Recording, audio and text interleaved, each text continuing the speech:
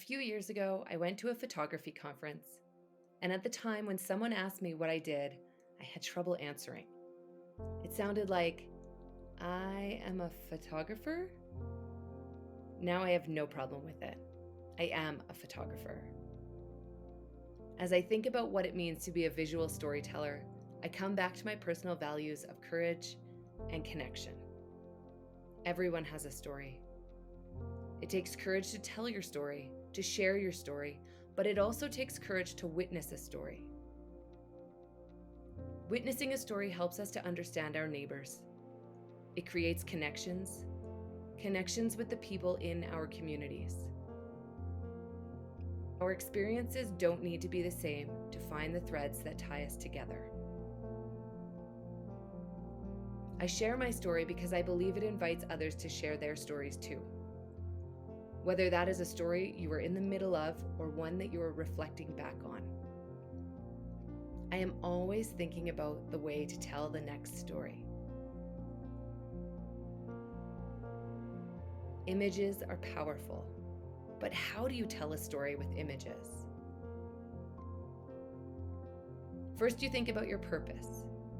You need to figure out what story you want to tell, who you are telling your story to, and why you want to tell your story.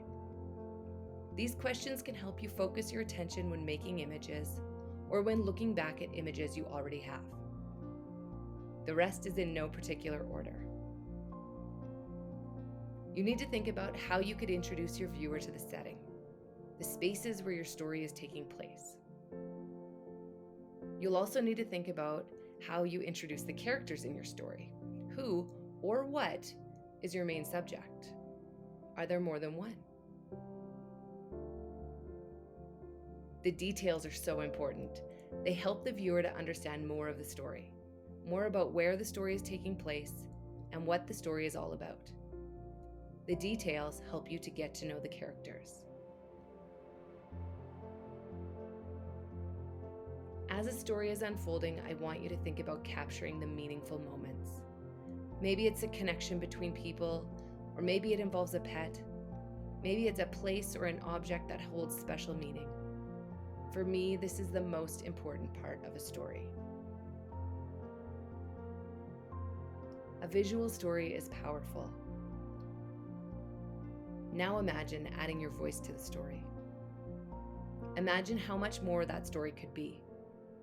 Maybe it's a therapeutic process for you, or maybe you're also thinking about how your story could be used for education or advocacy. I used to have trouble saying, I'm a photographer. Now I don't. Now I also call myself a digital storyteller.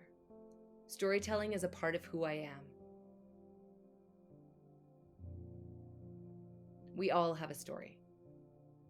What story do you want to tell?